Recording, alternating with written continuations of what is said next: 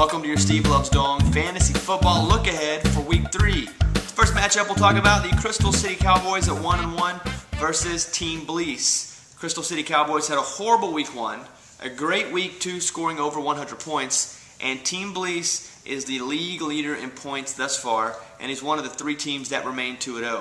Now, for the Crystal City Cowboys, he needs a big game for Matt Schaub, who had almost 500 yards passing last week.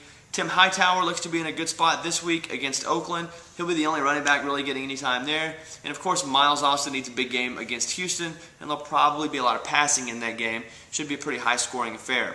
Now, looking over at Team Bleece, you can expect big stuff from Peyton Manning every single week. He's almost a 25-point lock as they play Denver. Javid Best has been killing it as the rookie in Detroit. Detroit hasn't won a game yet, but Best has put up really an incredible last couple of games. Bleece's receivers not so good. Dwayne Bowe and Malcolm Floyd, but has a great tight end, Dallas Clark, that has done great things with Peyton Manning. That looks to be a pretty high-scoring game.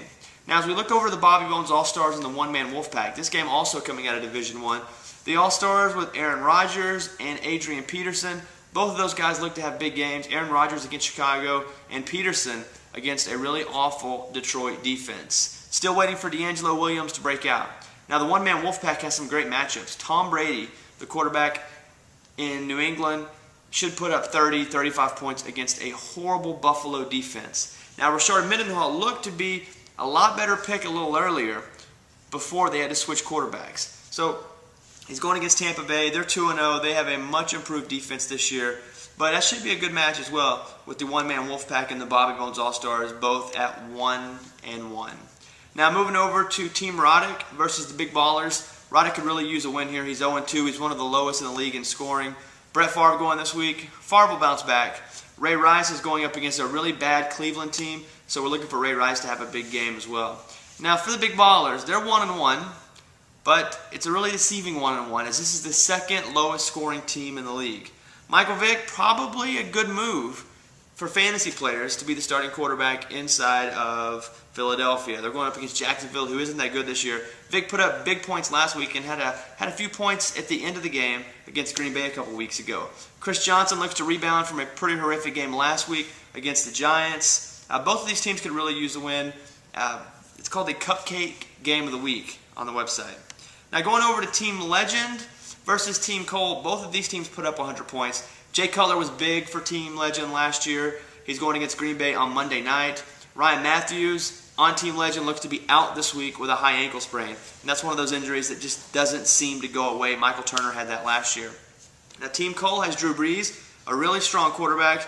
And then from there, it's just kind of hit and miss. Ronnie Brown is sometimes pretty good. Clinton Portis had a couple of junk touchdowns last week.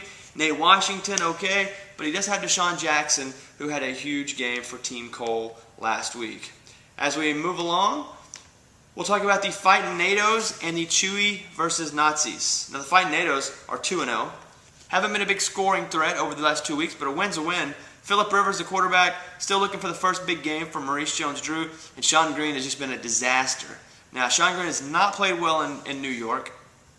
LaDainian Tomlinson has been getting most of the carries because he just doesn't fumble the football. But Darren McFadden is the guy that has been surprising. He put up big points for the Fightin' NATOs last week, who managed to squeak out a victory. Now, the Chewy versus Nazis, also 2-0. But this guy's been kicking butt. Michael's team's doing well. Tony Romo will be going up against Houston. Houston's going to score a lot of points. It's going to mean Romo's going to throw the ball a lot. So Romo's looking to have a big game. And Frank Gore absolutely crushed last week. And that's what won the game for the Chewy versus Nazis. Finally, the battle of the no-wins. The Durantulas, awful team. Watson, awful team. Watson has got to have help from the Atlanta Falcons. He has 3 starters on the Falcons: Michael Turner, Matt Ryan, and Roddy White. He needs some movement from those players. He needs some points. He also has Reggie Wayne, who's the number 3 receiver through 2 weeks. Now, for the Durantulas to get their first win, they're going to have to get some production from C.J. Spiller. Something. But as I read this week, he is 3rd in line for carries in Buffalo this week. Pierre Thomas looks to get a little more work without Reggie Bush there. Randy Moss and Andre Johnson, both strong plays as the Durantulas, a pretty stacked team at wide receiver. That's your look ahead this week. Some teams will be 2-1. Some teams will be 1-2. Maybe have a couple 0-3 teams and probably a couple 3-0 teams. We'll see you guys next week.